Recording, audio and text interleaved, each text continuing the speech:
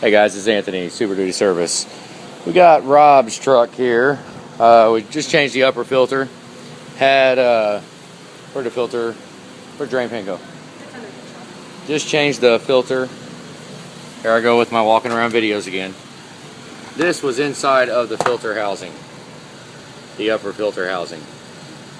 Not you guys, but it looks like a part of one of the old bottom filters. Off of one of the old ones. It's a little tall, but that is, we got drivability issues.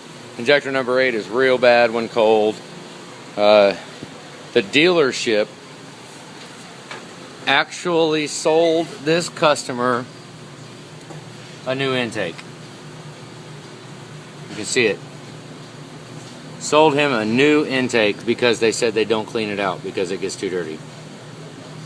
Look at that down there. That is wet. And here is the valve.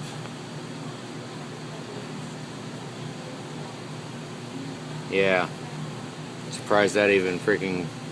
It does actuate. So, basically where we're at now, I'm going to run a fuel pressure test just because we got injector 8 out, so I got the gauge out. I'm going to run a fuel pressure. We had some puking going on, so you know, we felt like excessive degas pressure. So I'm going to go ahead and put a degas gauge on and run those tests. But right now, you know, it needs a cooler, EGR cooler failure. So, yep, we're gonna. There's quite a few lists. There's a long story behind this truck, but that is one right there. The customer sold an intake because they said they don't clean them out anymore. I think the intake was like $1,500. And then another shop here locally broke the fuel filter housing. That's crazy. So I'm going to make sure they got the zip ties on it. I'm going to make sure that they actually do have a blue spring kit in it, and then make sure the fuel pump is still pushing out what it's supposed to. The drain plug was highly rusted, a whole bunch of contaminants in the lower fuel filter housing. So I changed the upper one already. I'm gonna change the lower filter and do that. That's a good idea, guys, to do that before you do a fuel pressure test. That way, you know, at least we know what the pump is actually doing. But it looks like this one, I'm gonna actually not run that EGR valve. I got a tester here. I'll put my EGR valve in and then take it for a drive, check degas, check fuel pressure. And I'm about to go ahead and clean the EVP tube. If it looks that bad, clean the EVP tube, clean the map sensor tube, the IAT sensor right there. I'm going to have to clean it too.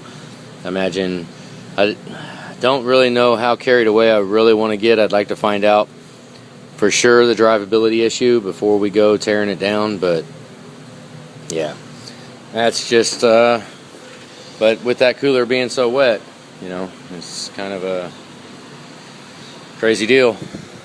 We got more stuff going on. I mean, this ain't all we're doing, but you know, we got a fuel tank. That's yeah, whatever. But yeah, I thought I'd show this. This is Rob's truck here.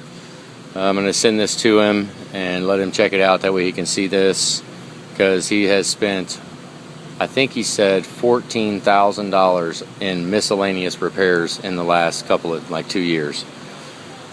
Wow. But we're going to put this valve in. I've got this one here. It is a good valve. It works. It's functional. So I'm going to throw that in, run it in the road, see how it goes. All right, have a good day, guys.